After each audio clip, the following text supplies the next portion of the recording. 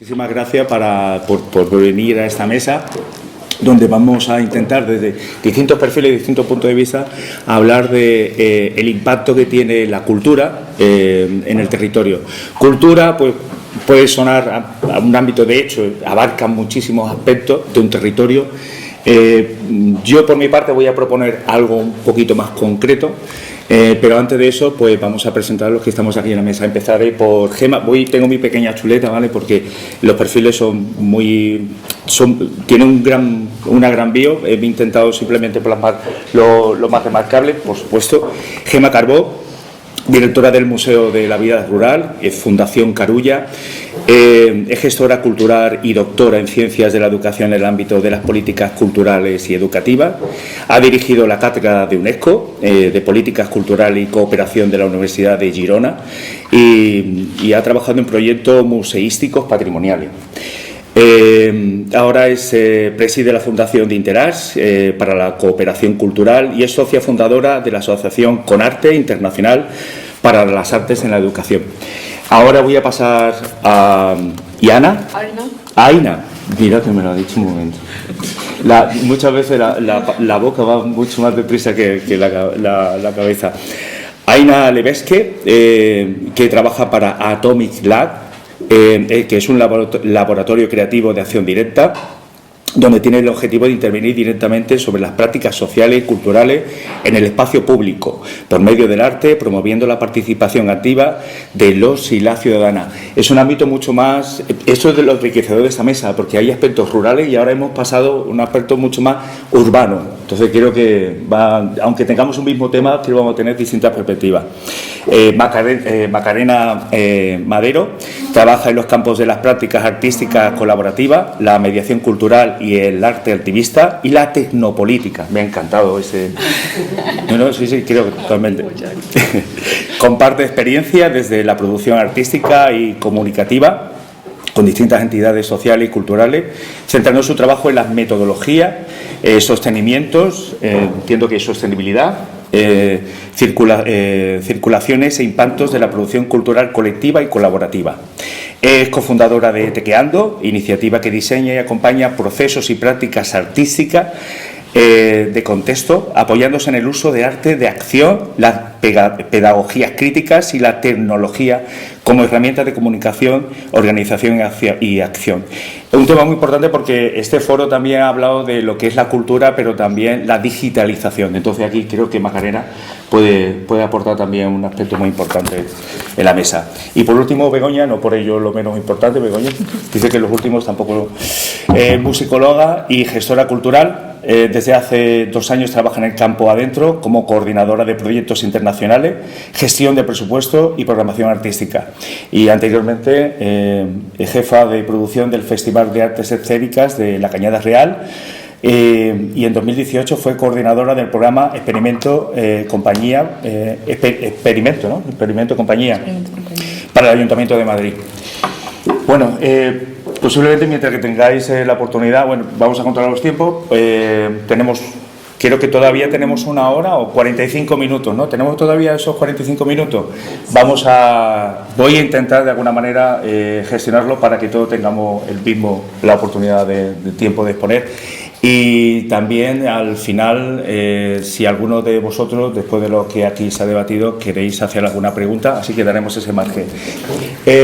Yo, como tema de arranque, he propuesto, luego al final, por supuesto, cada uno de las que están aquí presentes lo llevarán a su experiencia, a su territorio, a su punto de vista. Pero, como dije al inicio, la cultura abarca muchísimos ámbitos y a mí me parecía interesante, que luego lo compartí con ella, centrarnos en algo que quizás se nos escapa y que es muy singular de cada territorio. Un ejemplo sería si en una zona rural, ¿vale?, yendo a algo mucho más específico, se crea un auditorio, sería una manera de enriquecer esa cultura de territorio con artes, cultura externas. Y la otra manera, ese tendría un impacto, pero es diferente el impacto cuando el propio territorio, por unos aspectos culturales, es el propio auditorio y externaliza, se convierte en ser el expositor de esa cultura. También atrae, hay otro impacto, es decir, la gente viene a ver a disfrutar, a aprender, de alguna manera enriquecerse de esa cultura. Veis que el impacto es distinto, las acciones son distintas. Yo pongo un ejemplo, yo no me he presentado, bueno, Rafael Monge, llevo un proyecto actualmente de rediseño agrícola que es cultivo desterrado, que lo que propone desde el principio es la puesta en valor de una agricultura singular de Sanlúcar de Barrameda. Hablamos de cosas que sean culturales de territorio. La agricultura también forma parte de nuestra cultura, al igual que la gastronomía, y de hecho la singular gastronomía de Sanlúcar de Barrameda la ha hecho ser capital gastronómica, capital española de la gastronomía este año. Así vemos que hay aspectos culturales, más allá de la música, del arte, de lo que todos conocemos como cultura, sino hay aspectos que quizás se nos pasa por alto, que es algo muy singular de territorio y sin embargo pueden generar oportunidades de negocio y por lo tanto también generar empleo, que es lo que una de las propuestas también de este foro durante los 3 días. Este proyecto ya no solamente ha puesto de nuevo en valor, ha recuperado el conocimiento sobre el navazo que prácticamente estaba perdido aquí en Sanlúcar de Barrameda, ha vuelto a que la gente de Sanlúcar, sobre todo las nuevas generaciones, al menos sepan que existe algo de agricultura que se llama navazo, pero también a nivel nacional. No solamente es agricultura el producto, este proyecto, sino también servicio. Ha creado oportunidades de agroturismo, algo que está muy es de tendencia y al final está convirtiéndose en oportunidades de negocio y oportunidades de empleo. Veis como algo como la agricultura, que tiene que ver con hábitos, tradiciones, conocimiento del territorio, puede ser algo muy singular, muy identitario de ello y oportunidad. Con este ejemplo, pues voy a Gema, que también tenemos algo en común, que es el ámbito rural. ¿Cómo crees que, de alguna manera, con estos ejemplos, algo muy concreto, hablamos de la cultura macro, ¿vale? Pero en este caso, cuando miramos a micro de cada territorio, puede ser una oportunidad desde tu experiencia? Sí, bueno, pues muchísimas gracias y encantada de estar aquí y de plantear este tipo de cuestiones en un entorno como Sanlúcar y viendo cómo esta identidad cultural, ¿no?, local de los territorios, de los barrios, de las comunidades, puede ser un gran activo para las industrias culturales, que es un poco lo que está planteando el foro, ¿no?, y lo que comentas tú. Claro, yo creo que ahí justamente es donde entra la tecnología, ¿no? Esta identidad local, estos saberes, esta realidad muchas veces no considerada por los estándares culturales globalizados, se convierte en un gran activo de desarrollo sostenible para los territorios. ¿Cómo? Pues justamente poniendo en valor que lo que es importante es lo que nos diferencia, ¿no?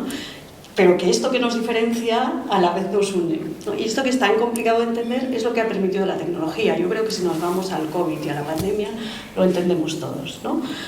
Cómo el streaming, antes lo comentábamos, ¿no?, nos permitió estar presentes en presentaciones, propuestas culturales, experiencias culturales micro, pero que tenían un impacto global porque se estaban transmitiendo a través de la red, ¿no? Y esto, para mí, es el gran salto contemporáneo que nos va a permitir superar este divorcio histórico entre la reivindicación de las identidades propias, que son muchísimas y muy diversas, y la necesidad de que la cultura sea también el espacio de encuentro para todos y para todas, ¿no? Entonces me parece maravilloso lo del navazo. Yo te contaba que desde el Museo de la Vida Rural también justamente trabajamos un poco en esta línea. Tenemos un proyecto, antes se hablaba de Next Generation, ¿no?, un proyecto con los fondos de reto demográfico, justamente a través de una propuesta que se llama Escuela del Paisaje.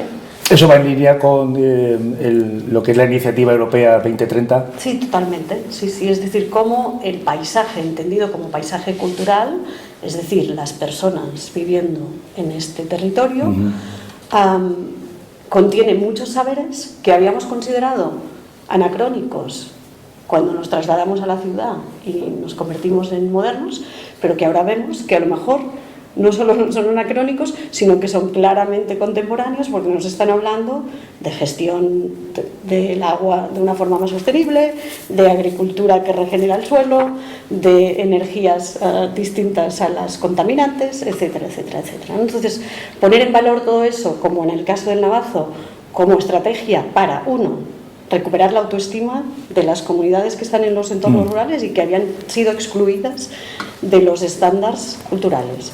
2, convertirlo en una oportunidad profesional y de generación de riqueza económica en el sentido turístico, en el sentido de industrias culturales y creativas. Con un margen competitivo y diferenciación total, porque solamente es ese, no hay otro. Claro, claro, claro.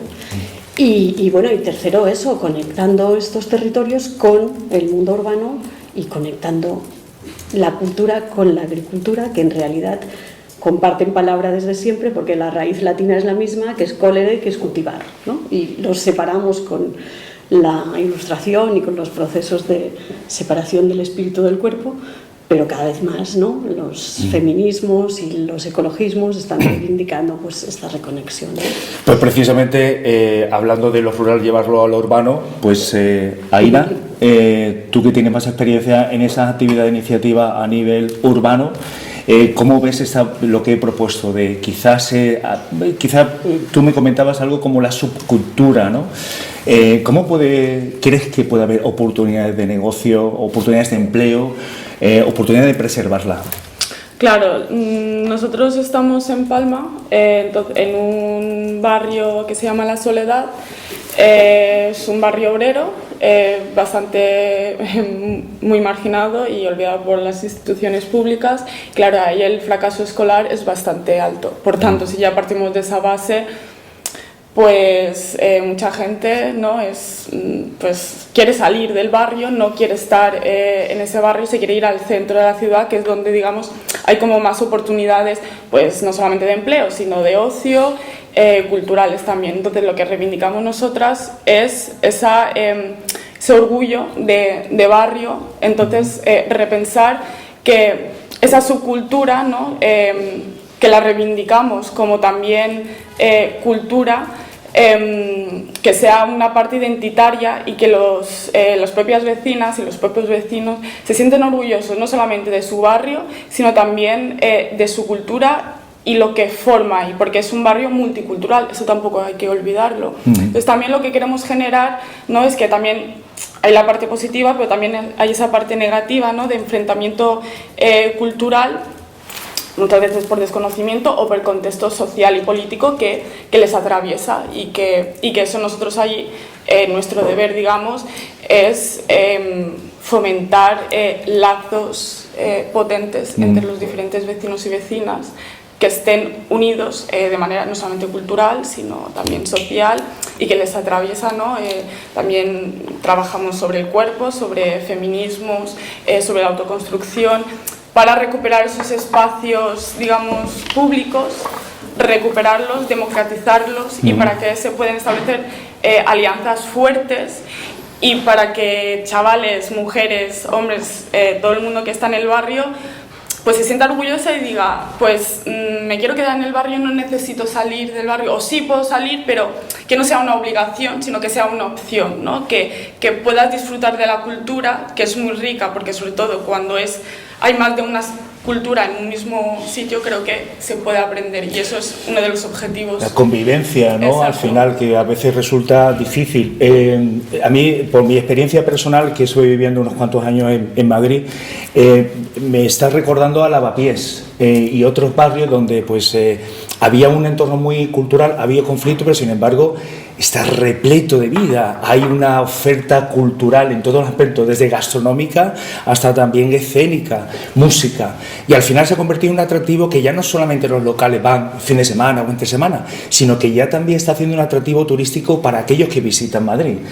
Puede ser, o también te comentaba sobre el grafitis, que ha sido un problema asociado a las problemáticas estéticas en las zonas urbanas, y sin embargo hoy forma parte también de una subcultura que crea empleo. Hay ya negocios en torno al graffiti donde hay un arte asociado, y hay edificios donde incluso pagan para hacer... Claro, Sí. un pequeño cosa, claro, la problemática sabemos todos lo que está sufriendo, ¿no? Ahora Mallorca, las Islas Baleares con el turismo, ¿no? En masa.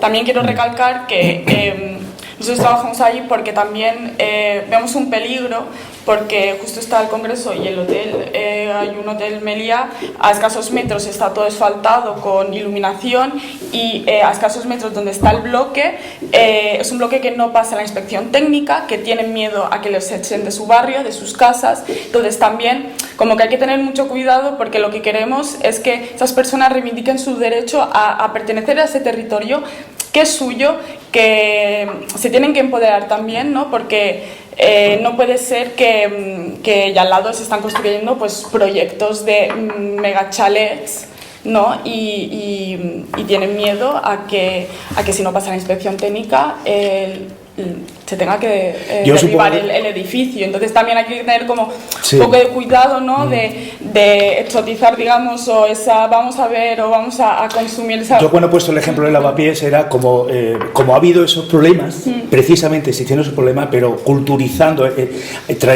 llevando iniciativas culturales también que ayudaban a la convivencia, al final se ha reducido, no voy a hablar ya de conflicto como puede haber en cualquier otra zona, pero sin embargo esas acciones ha tenido un impacto positivo y ha podido solucionar el problema como el que estás comentando. Desde un punto de vista de Macarena, ¿qué piensas de esta oportunidad de micro y desde tu experiencia? Voy a... Te ha cogido de sorpresa.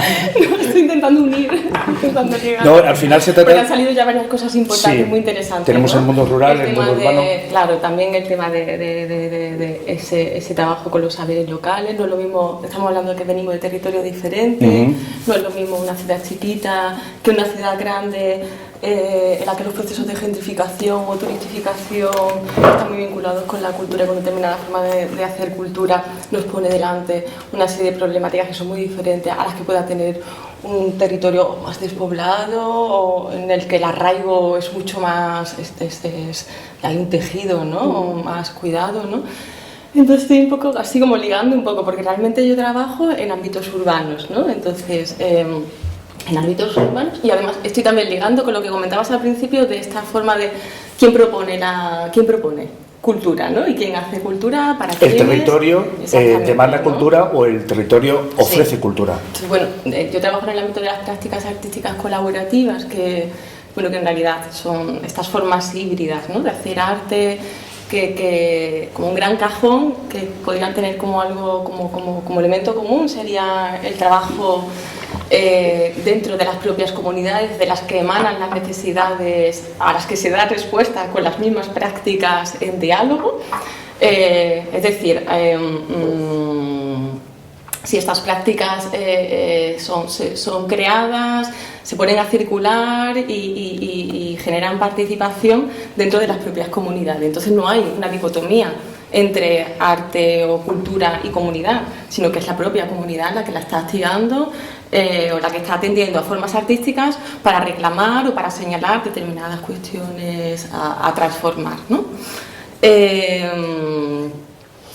Y con eso me voy un poco también al impacto, ¿no? Porque esta mesa hablaba del impacto. El impacto en el territorio, la cultura, el impacto en el territorio. Claro, yo creo que en la medida en la que las formas artísticas emanan de las comunidades y atienden a esas necesidades, nacen de la escucha realmente y trabajan con los ritmos,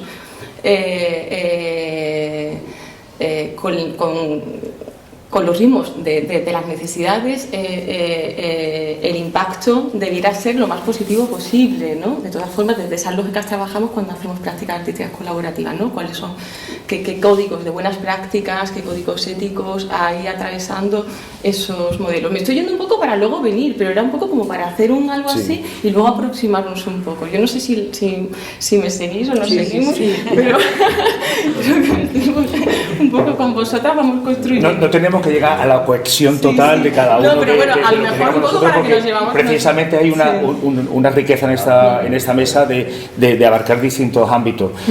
Quizás alguno es mucho más fácil llevarlo, pero no tiene que ver la cohesión total. A mí me viene bien hacer un poco y quizás también porque me importa que nos llevemos cada una un pedacito que nos aporte, ¿no? Dentro de esta diferencia en la que estamos. Entonces, bueno, en estas prácticas artísticas es muy importante la sostenibilidad, ¿no? Estoy pensando en esto de la sostenibilidad, no solamente porque lo que se trabaje, porque se trabaje en cuestiones ecosociales o de sostenibilidad, sino porque las propias formas en las que se dan las prácticas atienden a la sostenibilidad, ¿no? Con quienes trabajamos, cómo los cuidamos, cómo nos cuidamos, cómo se hacen circular los saberes, en qué contexto y bajo qué lógica se está produciendo, quién relata. Por ejemplo, yo estoy aquí, pero yo formo parte de una asociación de la que forman parte otras personas y además, como hablamos de que hacemos prácticas colaborativas, lo hacemos siempre con otras que no están aquí, tequeando, sí, pero hacemos trabajos con otras, siempre con otras comunidades, con otros colectivos, en diálogo con otras entidades. Ellas no están, la que está relatando ahora mismo soy yo, ¿no? Entonces, también esto es una cuestión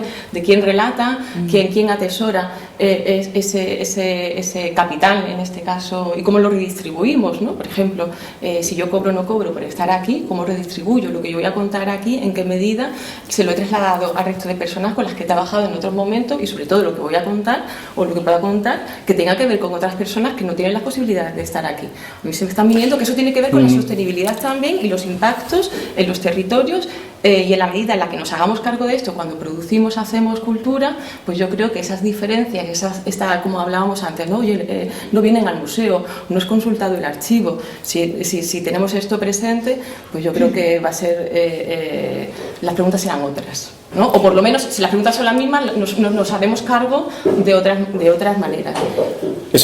Mira, a ver, hay algo que me ha gustado, bueno, de todo lo que has dicho, me quedo con algo que es sobre el desarrollo sostenible, en el que cuando hablamos de sostenibilidad creo que todavía seguimos asociando a la ecología, decía, el ámbito natural, y no solamente ese factor. También tenemos que hablar de que cuando hay una actividad, una iniciativa, se tiene en cuenta el entorno natural, que eso es oportunidad de negocio, ¿vale? de crear riqueza económica, pero no podemos dejar a la gente atrás de ese proyecto. Y lo que tú has comentado, a veces con esos proyectos sostenibles creemos que hay una oportunidad de negocio, no se hace daño a la naturaleza, vamos para adelante y quizás a la sociedad no nos está incluyendo en ese proyecto. Y es necesario, por lo que entiendo, una especie de auditoría, de controlar finalmente ese aspecto social, cómo se está llevando a cabo de alguna manera la gestión o también el conocimiento de esos proyectos. Yo lo he entendido así. Bueno, depende del enfoque que se le dé, podría ser una auditoría, podría ser una muestra, una apertura y un diálogo compartido, esa sería una forma. Otra forma es que efectivamente desde el principio estás trabajando con otras, ¿no? Supongo que dependiente de cómo sea, de dónde viene la invitación y cómo se genera. Estupendo. Begoña, danos a conocer tu punto de vista de todo lo que se ha puesto aquí, pero también desde tu experiencia. Pues mira, nosotros desde Campo Adentro justo estamos como un poco entre las dos, porque en Campo Adentro lo que trabajamos es esa relación entre mundo rural y mundo urbano, utilizando pues como lenguaje el arte contemporáneo, ¿no? Entonces, en ese punto como de conexión entre dos esferas que durante los últimos tiempos han percibido muy divididas, la idea es eso, como restablecer una conexión. Nosotros trabajamos, por un lado, tenemos un espacio en Picos de Europa, una aldea que estamos recuperando desde hace 10 años, y por el otro lado tenemos un espacio en la ciudad de Madrid, en plena ciudad, que es el centro de acercamiento a lo rural. Y la idea es, de alguna forma, crear una ventana que nos permita desde la ciudad asomarnos a toda esta cuestión de la vida rural de una forma también pues eso, crítica y centrada mucho en el conocimiento que tiende a perderse. Entonces, al final, como el punto de conexión más evidente entre estas dos esferas, al final es la comida, ¿no? Es el estómago y es la producción alimentaria que nos llega desde el campo a las ciudades y que muchas veces es que en la ciudad se tiene una percepción totalmente alejada, ¿no? Como es que hay gente que en la ciudad que no ha visto una vaca, no sabe la forma que tienen ciertas hortalizas, ¿no? Entonces, una de las formas, o sea, eso, campo adentro al final tiene muchas vertientes, hace muchos tipos de proyectos, pero en el marco de este foro pues me parecía interesante, por ejemplo, hablar de la escuela de pastoreo. Nosotros tenemos, por un lado, un rebaño que está en la Casa de Campo, que es uno de los parques urbanos más grandes de Europa. Entonces, esa idea de que el alumnado de los colegios pueda acercarse a conocer el pastoreo y la vida cómo es la ganadería en extensivo, puede hacerlo desde la ciudad de Madrid, pues es una de las formas que nosotros tenemos de conectarlo. Pero luego además ese rebaño es como una especie de rebaño, pues como un coche de autoescuela, pues un rebaño de autoescuela, ¿no? para la escuela de pastoreo, trabajamos como en la parte más rural, ¿no? O sea, como origen en la parte más rural, pero no necesariamente, porque somos conscientes de que hay una generación de pastores que, por un lado, están agotados y abandonados por las instituciones y abandonados como a nivel como desde el público también, ¿no? Y que no ven el futuro de la profesión. Y luego, por otro lado, hay gente joven que desea acercarse a ese mundo. Y lo que falta, al final, es como esa conexión, ¿no? Y nosotras estamos como intentando hacer de puente entre esa gente que tiene el conocimiento y que posee los saberes y esa gente que está deseosa de adquirirlos. Todo además con una mirada, obviamente, de no todo lo pasado es mejor, ¿no? Sino con una mirada crítica a ello, pero hacer esa conexión. Que de hecho en la escuela de pastores era una cosa que antes se hacía de forma totalmente presencial y con la pandemia de pronto no se pudo hacer. Y llega ese momento en el que, porque hay una parte que dura como un mes que es teórica para primero hablar de conocimientos y luego la parte práctica. De hecho hay mucha gente que no llega a la parte práctica porque se da cuenta de lo que supone el mundo del pastoreo, ¿no? Lo tiene muy idealizado, ¿no? Como a veces sí, hay mucha, lo que estábamos comentando sí. ayer, ¿no? Como que también hay mucha cuestión idealización del mundo rural. Y con la pandemia de pronto tuvimos que hacer todas las clases por Zoom. Y eso, por un lado, nos ha permitido que gente de toda España se acerque a la escuela. Y pese a que luego las prácticas sean localizadas tanto en Picos de Europa como en la Sierra de Madrid, nos ha permitido tener un alcance mucho mayor, ¿no? Y al final compartir conocimiento de una forma mucho mayor. Es un buen ejemplo en línea con este foro de lo que es la cultura y la digitalización, que al final está creando un buen tándem que suelo decir yo, que es tradición e innovación. Las tradiciones muchas veces se están viendo como algo obsoleto, que no encaja en la vida actual, ¿no? O las demandas, pero sin embargo creo que son la base de un desarrollo sostenible de futuro. Ahí es donde hay que hacer la innovación. Pero hay que reconocer que la tradición necesita agarrarse a proyectos innovadores para sobrevivir. Pero la innovación, esos proyectos innovadores que son a veces tecnológicos futuristas, ¿no? Cuando se basan en la tradición, llevan alma, llevan historia, llevan una identidad, lleva algo muy singular. Y entonces funcionan muy bien, tradición e innovación. Y al final, uno de los ejemplos que tú estás comentando es mantener conocimiento, ¿no? Para mirar cómo modernizar o mejorar algunas cosas, sobre todo en lo que es la ganadería o en este caso del pastoreo. Macarena, vuelvo a ti porque parece que a lo mejor has tenido ahí como que te he sorprendido vale, pero quiero que de alguna manera también cuentes desde tu experiencia, aunque ya creo que este tema lo hemos abordado. Te voy a invitar a ti que nos cuentes algo, que propongas algún tema donde además crees que la cultura decididamente tiene un impacto en un territorio. ¿Puede ser rural o puede ser urbano? ¿Algún ejemplo, algún caso?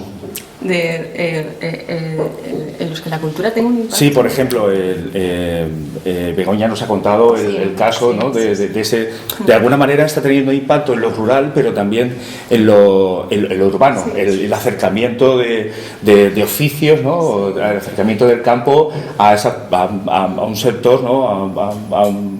A una sociedad que parece que muchas veces no sabe ni siquiera de dónde sale un tomate, ¿no? Y nos contaba de cómo mantener conocimiento, de cómo, pues, de alguna manera acercar el conocimiento de la tradición a lo urbano. ¿Algún caso que Tequeando, pues, no sé, pues, lo dejo un poco abierto? Sí. Bueno, sí, me viene un poquito como hacer lo que está haciendo la compañía, ¿no? Contextualizar un poquito también de dónde viene nuestro trabajo y quizás desde ahí también poder responder a lo que... Algunas iniciativas vuestras va precisamente en mujeres, ¿no? Exactamente. Bueno, mirad, nosotras trabajamos, es un espacio hay un espacio de mediación de arte y territorio en el que trabajamos. Por ejemplo, ha habido un acercamiento en ese cuestionamiento que hacemos nosotras en la ciudad con respecto a, por ejemplo, nos gusta mucho vuestro proyecto, ¿no? Pues decíamos, ¿cómo nos situamos nosotras en relación a esta cuestión en la que el acercamiento a lo rural no lo están ya haciendo otras, sin embargo nos importa, y sobre todo cómo acompañamos a las que están en la ciudad y que no pueden hacer otra cosa, ¿no? Y entonces, bueno, desde ahí sacamos una serie de talleres para trabajar y cuestionar esto, que es la transición ecosocial y cómo se puede contar y cómo se puede acoger y abordar desde el ámbito urbano. Se generaron una serie de talleres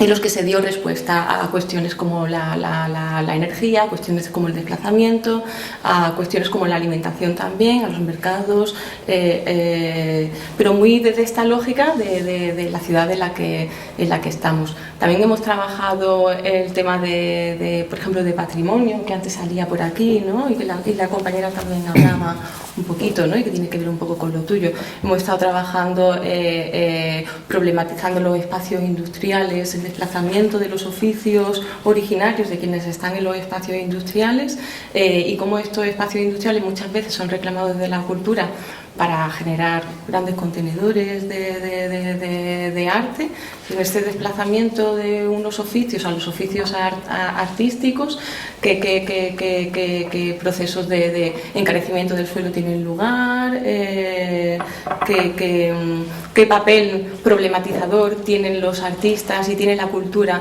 dentro de estos procesos complejos y que muchas veces se están dando y que en la medida en la que se dan, ¿qué hacemos con ellos, ¿no? Y cómo se interpelan y se habla con otras comunidades. Estoy analizando el impacto total de lo que es una acción cultural en casi a nivel de micro, ¿no? De decir, bueno, en ese barrio, creo que se hablaba también de ahí, Aina, de acciones que se tienen concretamente en una zona, cuál es el impacto que puede haber. Es decir, esa acción, incluso, tú lo has dicho, puede ser que esa zona se revalorice. Claro, de hecho eso es lo que esas son las problemáticas, por ejemplo, en este caso, ¿no? Que hay una revalorización del suelo. Y eso puede ser un problema, es decir, para alguno le puede suponer un beneficio y sin embargo para otro un problema. Claro, exactamente, sobre todo porque se está desplazando a la población que originariamente vive aquí en el territorio, ¿no? Entonces, bueno, a veces es inevitable que eso tenga lugar, ¿no? Pero qué relatos se pueden recoger ahí y qué memorias se pueden rescatar y que ante lo que viene, qué otras derivas pueden tener lugar, por lo menos que se esté buscando esa verdadera participación ciudadana de todo eso. Y eso, precisamente, Aina, estabas comentando tú de cuando hay un desarrollo, pero precisamente está... excluyendo un colectivo, un barrio que tenía una identidad para intentar mejorarlo, pero al final se está de alguna manera perdiendo esa identidad cuando se revaloriza esa zona y los que son de esa zona, de ese territorio, no pueden permitirse de la noche a la mañana, por así decirlo, vivir allí. Sí, un dato muy curioso es que, por ejemplo, hay muchos andaluces ahí en el barrio viviendo. Estamos por todos lados. Que emigraron en los años 70, 80.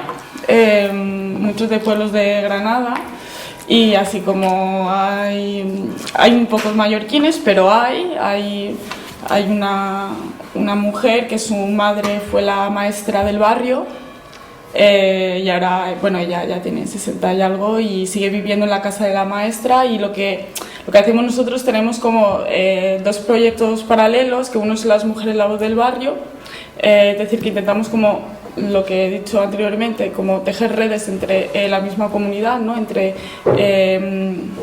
las mujeres del barrio, que son muy diferentes entre sí, pero que lo que queremos es que se conozcan, porque ahora también las ciudades van creciendo cada vez más, la vida, ¿no? Tiene una vida muy precaria, entre que trabajan 12 horas, después tienen que volver y no tienen espacios públicos para hacer vida como antes sí que había. Entonces es como volver a reconectar, en el sentido de somos como acompañamos, ¿no? Queremos acompañar y después lo del bloque, ¿no? O sea, el objetivo final es la remodelación del edificio, pero nosotros no tenemos esa fuerza para poder remodelar. Entonces la manera, digamos, no es una excusa, pero la manera más bonita de poder hacerlo es crear comunidad, es decir, organizar a los vecinos y a las vecinas para que puedan decir, pues nosotros, esto es nuestro derecho. ¿Y cómo lo hacemos? Pues mediante el arte y la cultura, ¿no? Es decir, nosotros, que al final somos externos y venimos a un poco a conocer, no somos los expertos, porque yo creo que los expertos y las expertas son ellas, porque son las que viven en el territorio, y nosotros aprendemos y podemos fusionar, ¿no? El arte, la cultura, la co-creación, y invitamos a diferentes colectivos de la península, como es la autoconstrucción. Trabajamos con el cuerpo, con el feminismo, con adolescentes sobre todo, porque muchos de los adolescentes se van al centro, al cine, al teatro, a los conciertos, porque no hay actividad, o si no, bueno, se van al bar. Pero digamos que que en el bar también se puede fomentar la cultura. O sea, me refiero, tampoco necesitamos ir a óperas para poder conocer la cultura de un territorio, sino simplemente sentada en un banco o en una calle o sacar una silla en el espacio público, eso ya crea comunidad. Yo, y eso, Gemma, que ahora voy a sugerirte también algo, creo que mucho del conocimiento rural que se ha preservado durante cientos de años ha sido ese tipo de acciones populares, de hablar uno con otro, y así se ha ido manteniendo tradición. Lo que comentas es un buen ejemplo de, como propuse antes, de micro, cuando se crea una comunidad, hablo como una microcultura, y vosotros, a través de una herramienta, unos conocimientos, lo empoderáis, ¿no? Para que puedan utilizar, fíjate qué herramienta, la cultura, para tener un impacto positivo para solucionar su problema, ¿no? Bloque, que a lo mejor la remodelación, una especie de autosuficiencia, ¿no? La propia cultura, su propia cultura es una herramienta de autosuficiencia para solucionar problemas que ellos mismos están sufriendo y que a lo mejor una entidad, un organismo público no se lo da. Gemma, aparte, si quieres añadir algo de lo que hasta el momento hemos hablado, hay una cosa que sé que a lo mejor se habla mucho, pero me gustaría también, desde tu experiencia, si has tenido, en el ámbito rural hay muchas iniciativas para innovar. Yo, desde mi experiencia personal, hijo de agricultores, tanto ha trabajado mi padre como mi madre. De hecho, mi padre ha faltado y sigue ella todavía al pie del cañón, un poco dirigiendo, ¿no? Yo soy aquí el que lleva el proyecto en el campo, pero yo, oficialmente soy yo, pero ella tiene en este proyecto tiene un papel importante, porque es la que conoce todavía el campo mucho más tiempo que yo. Creo que todavía a la mujer no se le da el papel importante que ha tenido en la vida rural. No es que ahora quiera tener un papel, se le da esa oportunidad para hacer proyectos. Es que creo que han hecho proyectos rurales, pero no se les ha reconocido el desarrollo rural o el ámbito rural. ¿Estáis involucrados con alguna iniciativa en ese aspecto? ¿Le dais también importancia en el museo? Sí, claro, por supuesto. Creo que ahí, bueno, un poco desde las dos vertientes, ¿no? En Fundación Interars hemos trabajado mucho en temas de cooperación, y es evidente que cuando a las mujeres, especialmente en zonas como en África, ¿no?, se les facilitan recursos desde financieros hasta demuestran muchísimo cómo desde lo micro y desde lo pequeño se puede generar proyectos muy sostenibles en el tiempo y muy potentes en términos de impacto, porque justamente recurren a eso, ¿no? Al cuidado, a la comunidad, a tejer esta base que es lo que les convierte en procesos de larga duración. En el museo, justamente, estamos planteando un análisis del relato museístico, porque el museo se inaugura en el año 88, luego se remodela en el 2009, y a pesar de que museográficamente sigue funcionando bien, hemos hecho ahora un análisis del discurso que estamos haciendo en clave, en perspectiva de género, porque justamente nos damos cuenta de que en el mundo rural quienes están innovando, ¿no? Quienes están repensando la tradición son justamente cooperativas de mujeres muy jóvenes que son del territorio, que se han ido a estudiar, que han regresado muy formadas de forma libre y voluntaria, con una apuesta decidida, y que son las que en estos momentos están recuperando variedades locales, están haciendo cooperativas de agroecología, están haciendo... Entonces, lo primero que nos dimos cuenta, analizando esta realidad contemporánea, era que no estaban presentes en el relato de la ruralidad que estamos presentando, y en consecuencia había que hacer algo en ese sentido, ¿no? Y justo ahora hemos trabajado con un grupo de investigación de la Universidad de Barcelona, Catalina Gallà, Laia Serós, que hacen análisis de discurso desde esta perspectiva, y vamos a dedicar todo el año que viene a esta cuestión, ¿no? Desde las temporales, las actividades, el replanteamiento, y ha sido como muy, muy interesante poner en diálogo, cuando hablabas de esto, tradición e innovación, poner en diálogo mujeres que están apostando por la agroecología con mujeres que han hecho ingeniería y están haciendo agricultura extensiva, discutiendo entre ellas, ¿no? Cómo resolvemos cuestiones como la alimentación. Justamente hoy vamos a llegar a 8.000 millones de personas en el planeta. En 2050 se prevén 10.000 millones de personas. ¿Cómo resolvemos? Porque no es nada sencillo, ¿no?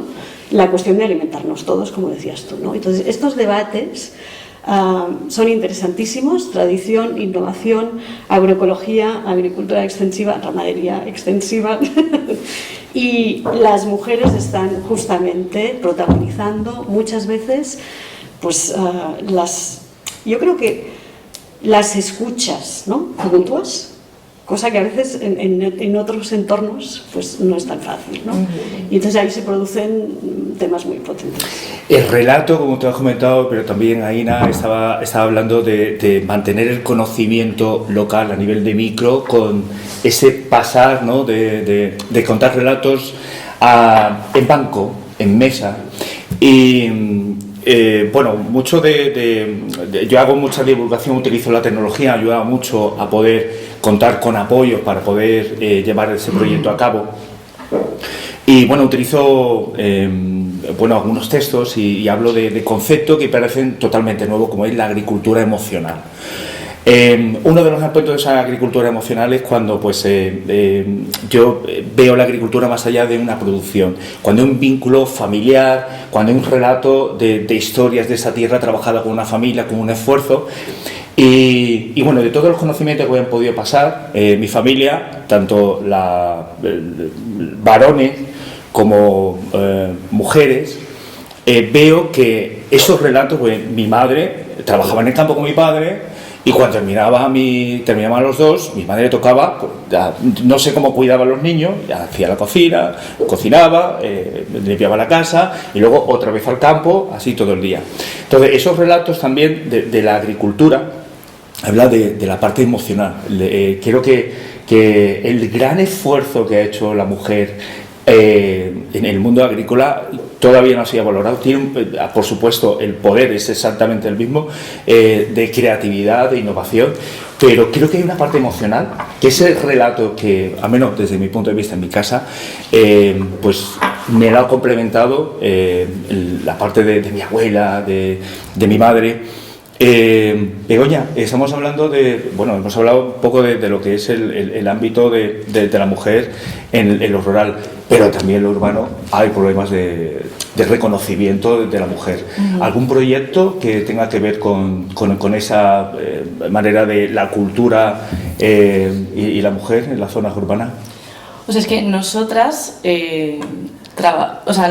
como la base de todo lo que construimos, lo trabajamos desde desde cuestión que muchas veces se ha entendido como la parte femenina del mundo rural. O sea, la base de todo lo que nosotros hacemos es el cuidado y es como lo que vertebra toda la cuestión que hacemos. De hecho, siempre que hablamos del CAR, del Centro de Acercamiento a lo Rural, para nosotras la programación y la actividad cultural, o sea, lo entendemos como si hubiera muchos anillos concéntricos.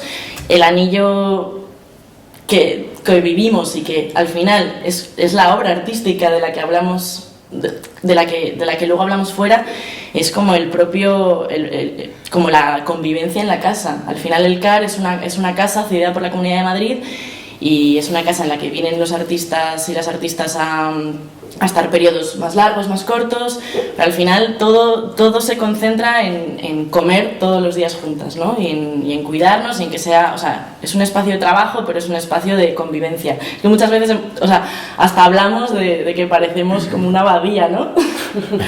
Una abadía de monjas, a veces también como que tenemos esa visión. Y también eso, entendiendo como el arte como práctica colaborativa, el arte como también desde el anonimato, desde la... O sea, totalmente alejada de este concepto de señor artista que firma. Y de hecho, este verano hemos estado en Documenta, en Kassel, y aparte que que es esta exposición tan importante a nivel internacional de arte contemporáneo, y vemos que es que esa es la tendencia, ¿no?, natural que está llevando todo, es lo colectivo, los nombres como difuminados, ¿no? Y es que en eso estamos construyendo. Y por ejemplo, ahora nos hemos estado trabajando en la lana, por un lado, porque también referente a como a formas de trabajo circulares, ¿no? Pues de nuestro rebaño tenemos unos vellones de lana que no sabemos qué hacer con ello porque se ha roto la cadena de producción de la lana a día de hoy.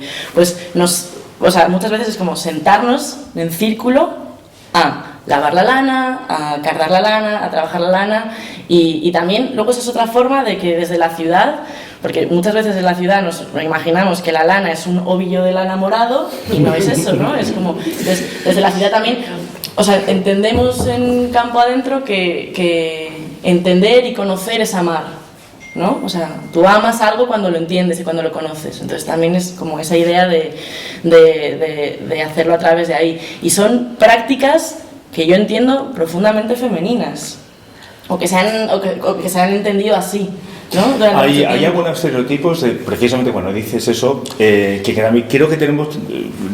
que a veces no ayuda, que no en ese sentido, porque se creen que hay actividades de mujeres y hay también inquietud por parte del hombre a desarrollar esa actividad, y todavía hay algún apuro por ahí para dedicarse a eso, ¿no? Sin embargo, la mujer, y me gusta eso, que es más lanzada, da igual, hoy en día también cuenta afortunadamente más apoyo, queda mucho todavía, pero se lanzan esas actividades que antes lo desarrollaba el hombre. Cuando hablo de sentimiento, que quiero que de esa agricultura emocional que creo que venía de mi abuela y de mi madre, parece como si mi padre o mi abuelo no tuviera, pero hay que entender también esa zona rural donde los estereotipos marcaban una actitud de relacionarse incluso en la familia. El hombre no podía mostrar sentimientos, y lo tenemos, es decir, yo soy muy emocional, pero había que guardar esas normas no escritas, ¿no?, sociales, en las que pues me faltaba la parte emocional a mi actividad, a mi vida, y sin embargo la mujer pues se le asociaba eso, lo podía aportar, y afortunadamente. Ahora vamos a dar lugar si tenéis alguna pregunta, pero antes de ello, si queréis aportar alguna cosa más, antes de dar la oportunidad de que los que están aquí presentes pregunten algo, ¿queréis? A mí se me viene una cosa con sí, claro. El tema de como que igual que antes se ha hablado del vínculo hacia lo más chiquito, lo más próximo, y lo rural, también el prestar atención con no idealizar, ¿no? También cuando vinculamos determinadas formas con la mujer, ¿no?, que es como un concepto muy esencialista también, y que no se trata de eso, ¿no? Y también la diferencia entre la mujer y lo feminista, o formas de acercamiento feministas, ¿no? Un poco a propósito de lo que estaba contando, ¿no? que se me viene un poco como punto de atención interesante, ¿no? Porque es una vuelta como para, ¿no?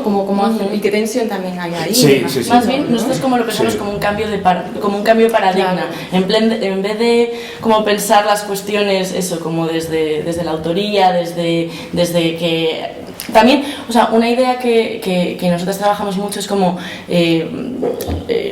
quitar jerarquías entre la parte intelectual, la parte factual y la parte artística, ¿no? Entonces, o sea, más que una cuestión como eso, como de lo femenino, sin más, ¿no? Es como más una cuestión de cambio de paradigma, de que al final el mundo rural, el mundo artístico siempre como que ha tenido una visión muy masculina, ¿no? Entonces es más una cuestión eso, como de tratar de verlo desde lo más colectivo, desde lo más... no género, es decir, que tenga una expresión humana, más allá del género. Pero sí que es verdad, Begoña, que hay tensión, Macarena, hay tensión en ese aspecto. A veces hay que, no sé, yo a veces tengo que tener cuidado porque parece ser que puede ser una mala interpretación cuando pues de alguna manera apoyo y veo muestro apoyo a acciones que tienen que ver con la mujer, ¿no? O con colectivos que cuesta trabajo que tengan pues un apoyo social, y parece que como que estoy posicionando, ¿no? Y a veces parece que crea tensión, pero bueno, quiero que eso, de hecho, espero que dentro de poco eso de las tensiones poco a poco se vaya yendo y al final veamos eso, simplemente personas con capacidades e inquietudes. ¿Ya tenemos alguna preguntita? Sí, buenas tardes. Yo quería hacerles una pregunta, también previamente una reflexión sobre lo que habéis comentado aquí. Estoy de acuerdo en que hay como una tendencia hacia lo colaborativo, enfocándonos sobre todo en ese aspecto más comunicativo del ser humano, como una necesidad desde la esencia de estar en contacto con el entorno, y ahí entramos en todos los aspectos, lo natural, lo personal y por supuesto esa colaboración con el otro desde un plano mucho más respetuoso, pero al mismo tiempo en esa tendencia que es algo como muy evidente cuando se mira con ese foco, también hay todo un discurso relacionado con el posicionamiento, donde el empoderamiento de los entornos y de las prácticas colaborativas se vincula a un desmarque, ¿no? A una llamada de atención dentro de una red muy grande, muy difusa, ¿no? Como puede ser la red mediática, y eso a veces puede generar movimientos que van en contra de ese espíritu colaborativo. Y esa reflexión me hace pensar que muchas veces, no sé si estáis de acuerdo, por eso lanzo la pregunta, es necesario estar continuamente preguntándose ¿y para qué uno hace las cosas? Porque de alguna manera eso nos puede llevar, perdón, estoy muy nerviosa, pero eso nos puede llevar un poco a reconducir y a decidir qué medios utilizo dentro de todo este campo de la digitalización que se está poniendo en valor en este encuentro, y qué medios descarto si no van en línea con ese paradigma. Entonces esa sería un poco la reflexión, quería ver si la tenéis en cuenta en vuestros trabajos de incidencia en el territorio, y porque claro, no se lo preguntan, ¿para qué quiero intervenir en ese territorio? No lo sé, es que hay muchos para qué es. Y entonces es necesario desde cualquier ámbito en el que uno trabaje, ya sea público o privado, el saber realmente para qué quiere intervenir. Y entonces sí os preguntaba respecto, si en eso es para qué, vosotros al hilo del debate, el impacto de la acción cultural en el territorio, os preguntaba por qué lenguajes, desde el punto de vista más clásico de sectorización de la cultura, artes escénicas, artes visuales, teatro, danza, artes plásticas, música, qué elementos o qué lenguajes culturales habéis utilizado más en vuestras incidencias en el territorio, más allá de esa visión muy de Bordeaux que tenéis, ¿no? De la visión antropológica, ¿no? Y era un poco que me dierais ejemplos prácticos de cómo a lo mejor un lenguaje cultural puede incidir en el territorio para mejorar una característica concreta. Yo creo que es una pregunta que todos podemos responder, pero estaría bien distinto punto de vista. Así que, Gemma. Sí, me encanta que me hagas esta pregunta. No, porque justamente yo quería cerrar un poco diciendo esto. Cuando hablamos de impacto, ¿de qué estamos hablando? ¿No?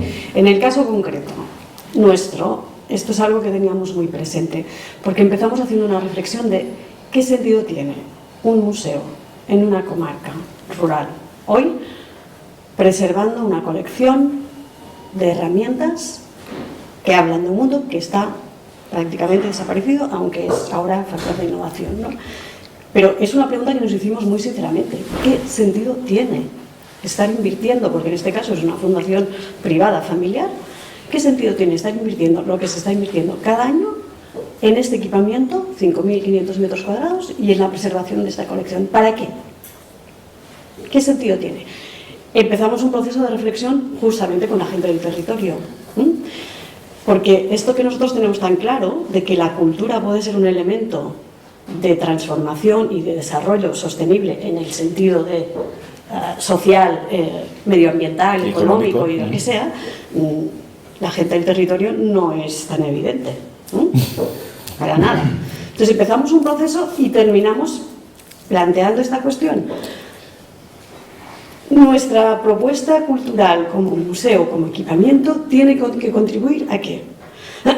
Y en el ámbito nuestro era muy evidente. Una comarca de 20.000 habitantes con una tendencia clara al despoblamiento, con solo 2 municipios de más de 3.000 habitantes, el resto micropueblos, mal comunicados, que están perdiendo población, pero que en cambio son factor de atracción para gente que quiere dejar la ciudad porque no puede vivir en la ciudad por lo que sea. Entonces, la respuesta del territorio era, si esto nos ayuda a definir conjuntamente qué modelo queremos de desarrollo para el territorio, porque no estaba claro, había muchos debates. Hay quien quiere urbanizar y que venga mucha gente de segunda residencia. Hay quien quiere mantener las prácticas agroecológicas. Hay quien quiere poner energías alternativas y si no, bueno, os remito a la película Alcarrás, ¿no? Estos debates eran lo que tenía sentido que el museo facilitara. Pero el museo como equipamiento no, el museo como patrimonio, memoria, pero el museo también como lenguajes contemporáneos, porque esta memoria tiene que ser reinterpretada desde el teatro, desde la música, desde la danza, desde todos los lenguajes, ¿no? Entonces, solo desde ahí tiene sentido invertir en cultura. Cuando hay un para qué muy claro, ¿no? Que no significa muy sencillo, ¿eh? Porque la discusión está ahí. O sea, lo que ellos tenían todos muy claro era que ellos querían seguir viviendo ahí y querían poder definir un modelo de desarrollo consensuado y preguntado. Y ahora estamos, por ejemplo, con toda la problemática de las energías alternativas y el museo está siendo la base de las discusiones sobre alternativas, sí, pero ¿cómo? Por ponerte un ejemplo, ¿no? Macarena, ¿quieres comentar algo? Sí, me encanta escuchar. Bueno, supongo que esos para qué también, evidentemente, a mí me parece que es una pregunta que nos vamos haciendo y que en algunos casos está más clara y en otros casos se transforma también el para qué, ¿no? Nosotros iniciamos hace poco un proyecto y creíamos que para qué era con jóvenes y está siendo en diálogo con la Universidad de Cádiz, había como muchos agentes ahí, ¿no? Entonces el para qué inicial de lo que nosotras hacíamos en el terreno con los jóvenes era como para construir juntas desde el arte una educación en torno a la cultura sostenible del agua. Pero cuando nos ponemos a trabajar, pues resulta que aquí hay una serie de problemáticas y una serie de elementos que van saliendo y como estamos en la escucha, pues es como, ostras, es que esto no nos interesa lo del agua, ni les interesa a ellas ni a nosotras porque estamos forzando. ¿Qué es lo que está interesando de verdad? ¿Para qué? Pues para qué es para cuidarnos. Porque es un entorno de violencia o un entorno de falta de cuidados importantes. Entonces se va transformando y transformamos la forma de acompañar y en esa pregunta que otras veces no, el para qué es importante que se mantenga en el tiempo pese a las agencias a las que se está poniendo, se está preparando el artefacto artístico, ¿no? El otro día estábamos con una compañera, Aida Sánchez de Serdio, vino a acompañarnos para un proyecto en el que estamos y ella decía, cuando al principio un proyecto son 1000 preguntas, ¿no? Y era muy interesante, ¿no? Son 1000 preguntas con ¿para qué?, con quiénes, qué modos y qué formas, ¿no? Que era otro de lo que tú preguntabas. Nosotras, pues también depende del para qué, depende de con quiénes, con la población adulta normalmente trabajamos mucho arte de acción, trabajamos teoría de la comunicación, trabajamos un poco ese tipo de acercamientos o formas también más performativas, no sé, es mucho arte en contexto. Y con los jóvenes pues trabajamos mucho con las tecnologías, por ejemplo, también trabajamos, antes hablaba de la tecnopolítica, pues cómo hacemos, y nos preguntamos también eso hemos documentado mucho los procesos y estamos un poco como poniendo en barbecho eso, ¿no? Porque es como una forma de visibilizar, de comunicar, de redistribuir los saberes, de poder llegar a otras poblaciones que no se podría llegar porque están más en chiquito, pero por otro lado pues también es complejo. ¿Qué tipo de discurso estás ahí poniendo a funcionar? ¿Qué factura con la que emites cuando llega? ¿Qué es lo que estás recibiendo? No sé, también hay un cuestionamiento en cómo nos estamos contando y para cerrar, en el proyecto este en el que nos acompañó Aida con una cápsula formativa hace poco, hemos sacado una convocatoria con el Ayuntamiento de Sevilla, entre Tequeando el Ayuntamiento y con financiación de la Fundación Carasso, que antes comentaba por aquí, se hablaba de Francia, ¿no? Y de las formas de apoyo a la cultura, ¿no? Que son muy diferentes, ¿verdad?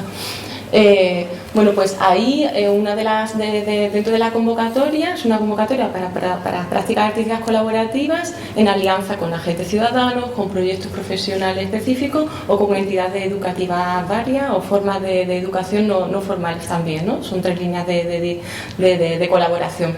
Y en paralelo hay un equipo de sostenimiento, de sostén para la sostenibilidad, ¿no? Que antes salía un poco esa diferencia entre el sostén y la sostenibilidad, ¿no? Pues hay un equipo de acompañamiento para acompañar las prácticas que se vayan desarrollando y finalmente hay un archivo online, un archivo digital. Y comentábamos con la idea de justamente de apropiar, de que por ahí se vayan compartiendo los saberes, las herramientas, metodologías que se pongan a funcionar, pero cuando hacemos la presentación nos dice, oye, ¿y este archivo de quién es? Por ejemplo, ¿no? ¿Y para quién? Y aparecían ahí, nosotras nos parecía maravilloso que hubiera un archivo abierto y colaborativo para apropiar, y de repente surgía la cuestión de quién lo posee. Lo posee una institución, lo posee un estamento privado. Ahora mismo pues los elementos, estamos en un convenio, estamos trabajando por un convenio para que sea entre institución y ciudadanía la posesión de ese archivo, y luego los elementos que ahí se alojan se están también alojando, en realidad están alojados en archive.org, no sé si conocéis, ¿no? Que es esta biblioteca digital que busca un poco ese acceso universal al conocimiento. Entonces, bueno, yo qué sé, estamos buscando, nos vamos preguntando y sí que buscamos que sean formas que permitan por lo menos el acceso y la contrapregunta, ¿no? Antes de pasárselo a Begoña también, bueno, yo no me voy a contestar, yo creo que al final siempre he dejado el protagonismo a mi compañera. Creo que ese análisis muchas veces, y creo que va en línea con lo que Macarena vosotros hacéis, es que cuando llevamos una acción cultural es como lanzar una piedra a un estanque, es decir, creo que podemos controlar el impacto inmediatamente donde está la actividad, pero no tenemos que perder de vista hasta dónde va a expandir, es decir, es el impacto directo, pero también tenemos que llegar a analizar el indirecto a medio-largo plazo, porque al final se trata de hacer ese tipo de acciones, y en esa línea también creo que son vuestras acciones, Ayana, de que es algo que soluciona ahora, pero al final a largo plazo. Begoña, con respecto a la pregunta, a la reflexión. Sí, esa cuestión de para qué creo que es como primordial que esté siempre como guiando este tipo de proyectos, ¿no? Como estar muy actualizadas en cuanto a por qué estamos haciendo las cosas, cuál es el objetivo.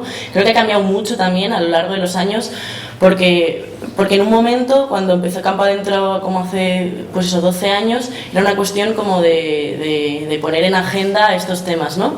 En ese momento era más una cuestión de hablar del medio rural, porque pese a que ahora como que parece que ha habido un giro y se vuelve a hablar y de pronto está muy en el centro, en ese momento no era así, ¿no? Entonces ese era el objetivo. Luego también creo que ha cambiado mucho porque ha entrado mucha gente nueva en el proyecto, y eso es buenísimo porque de pronto menea todo, ¿no?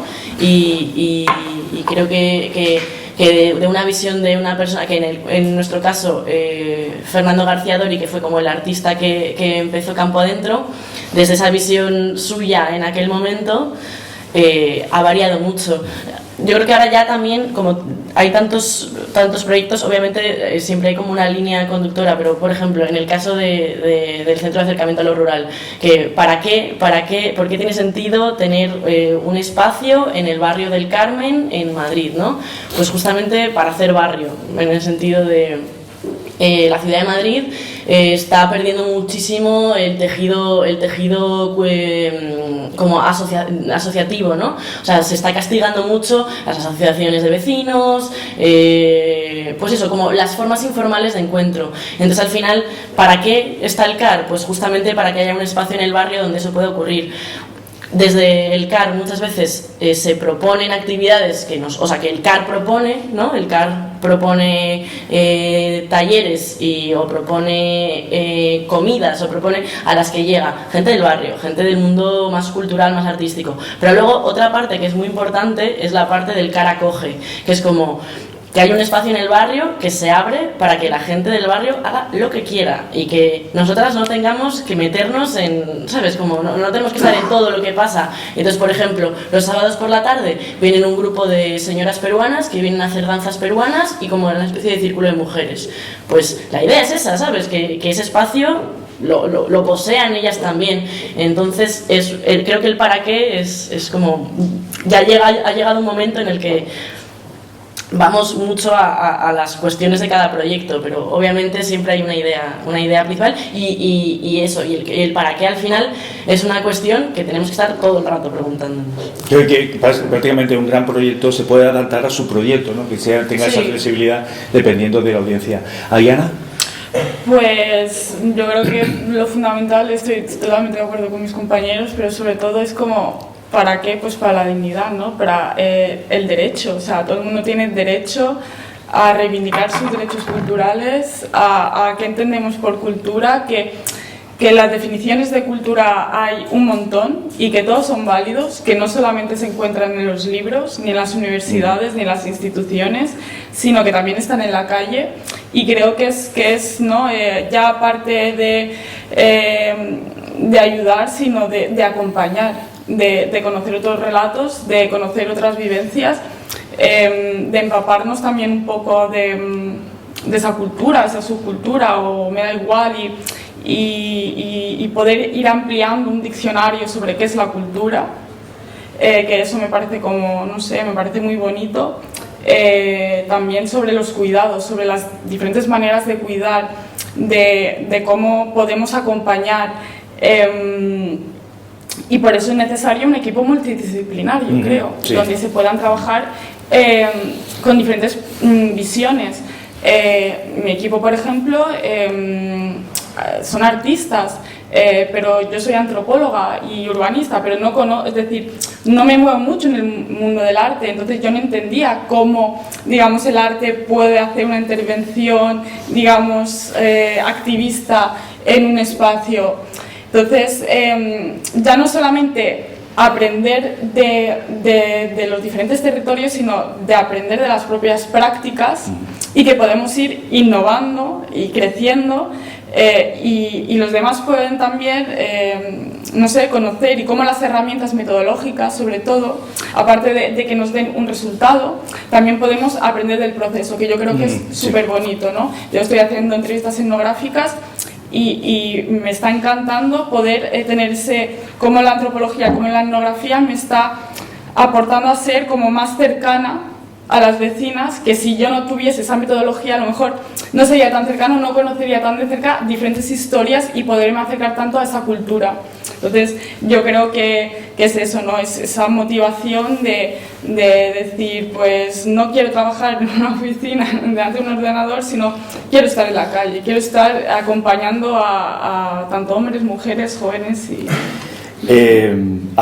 yo creo que ya con esto ya cerramos, no vamos a tener tiempo ya de nos pasar un poquito.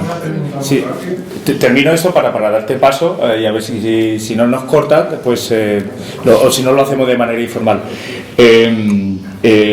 Has dicho algo muy importante. Yo, como diseñador, que ha sido la última formación que he tenido, que me ha ayudado a llevar este proyecto de agricultura, en el que pues últimamente ya no era, fijaros que en algunos casos era más importante el proceso que el resultado, es decir, el producto final, porque ahí es donde se puede establecer metodología, se puede hacer mejora. Da igual el producto final, pero eso es lo que crea de alguna manera metodología, buenas prácticas, y muchas veces conocer, porque incluso el usuario, transmitirle cuál ha sido el proceso de la silla, incluso de la silla que tiene, le hace ponerle valor a esos objetos. Y eso va a vínculo a muchas de las demandas que hoy en día tenemos en la sociedad. ¿Para qué? La cultura es intangible, se puede manifestar, se puede materializar a través de unas expresiones de herramientas, de gestos, de muchas maneras, ¿no? Algo se puede convertir en tangible, pero hay un trasfondo detrás que es emociones. Yo siempre creo que las emociones, y sí, creo que cada día se menciona algo, yo creo que son las emociones las que mueven el mundo, pero también las que la paran para algunos, ¿vale? Entonces hay una cierta demanda en que ya no solamente es el producto, no es el servicio, sino también lo que me hace sentir. Hay una necesidad para sentirme bien, para sentirme a gusto, para sentirme responsable, para sentirme colaborativo, para sentirme participativo. Hay una necesidad que no es tangible y muchas veces el para qué cuesta mucho trabajo ponerle un valor, pero cada vez hay más demanda de saber que iniciativas se están llevando localmente en pequeños barrios para saber que yo, desde otro punto, gracias a la tecnología, puedo ayudar porque me siento identificado, hay un vínculo emocional con esa gente, ¿no? Con esto, ¿tenemos tiempo o lo hacemos de manera informal? ¿Esa pregunta? Vamos a ver. A mí es súper importante todo lo que habéis transmitido, pero se percibe desde la creación ese impacto de un proyecto mediante una idea. ¿Qué herramientas son aquellas que son las más fructíferas para crear un impacto mediante una acción en el territorio? Partiendo, por ejemplo, de lo que hemos hablado esta mañana, del museo que ya queda acercado al pueblo, ¿qué herramientas son las que se trabajan para esa acción cultural en el territorio?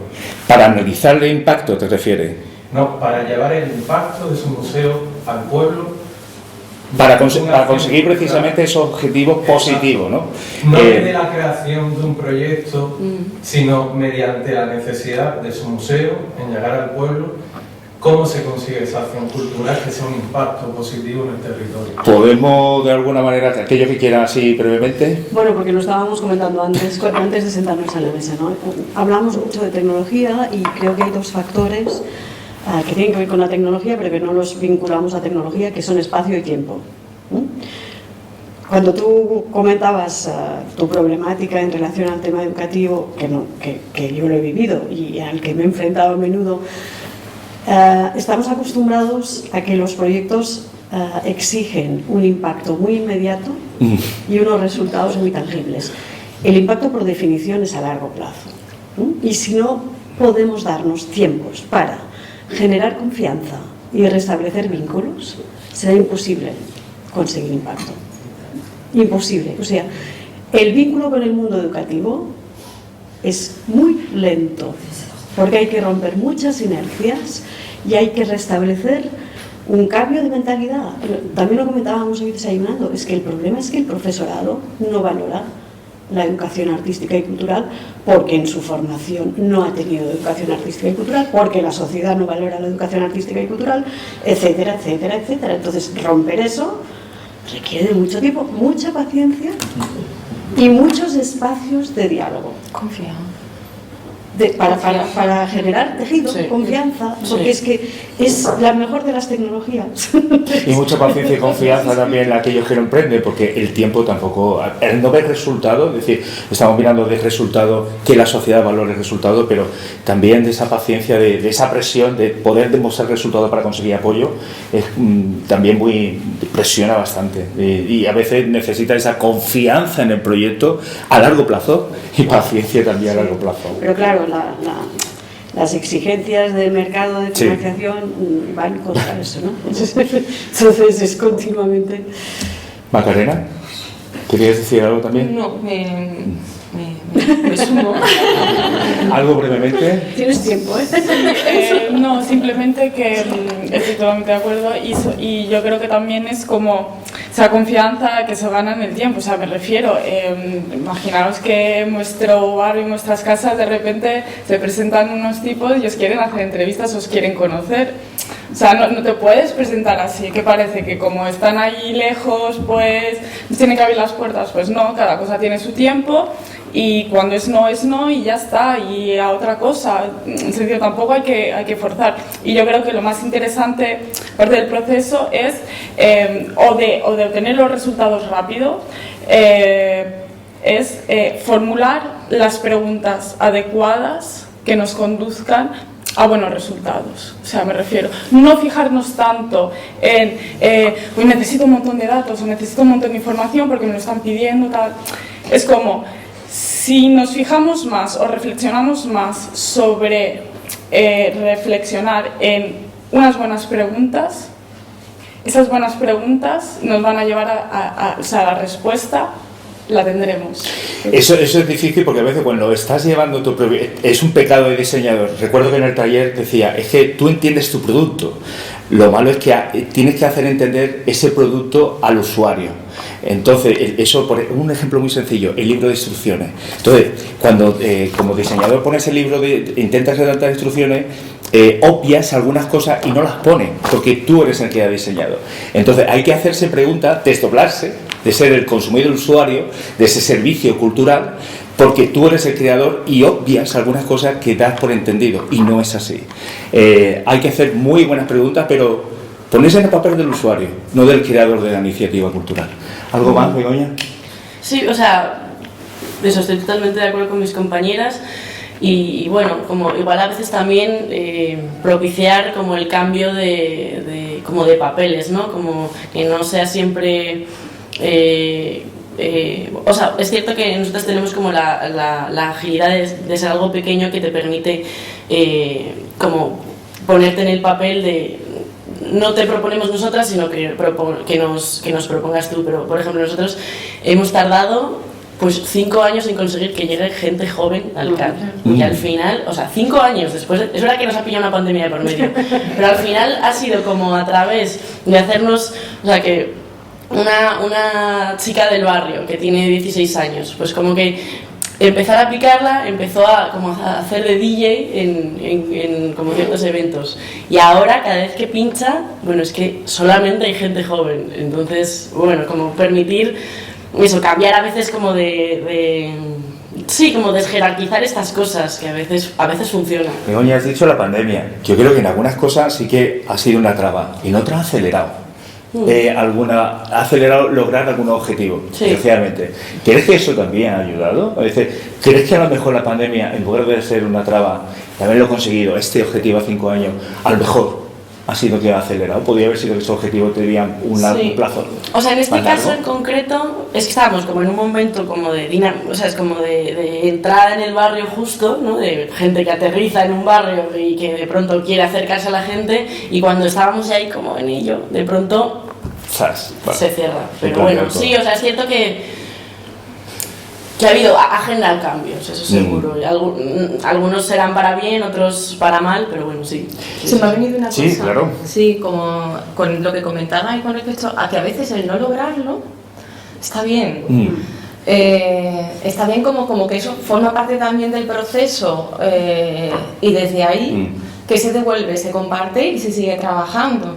O sea, hemos hecho esto porque pensábamos que iban a venir X personas o iban a participar de esta convocatoria aquí en fuera, no sé, lo que sea, ¿no? Y no tienen los impactos esperados. Que eso se siga abriendo y siga siendo elemento de trabajo, va a permitir que la siguiente sea de otra forma, seguro. Porque sobre todo te está desposeyendo y esa pregunta, ¿no? Que viene otra vez, es como darle la vuelta. Es como, no se cierra, sino que continúa. En ese caso, Magdalena, creo que también depende de cómo interprete los resultados. Es decir, el no resultado, el haber, entre comillas, verlo como un fracaso, es importante. ¿Lo veis como un fracaso o como una parte del resultado? Algo hay que mejorar por detrás. Otra vez lo llevo a mi terreno, al diseño.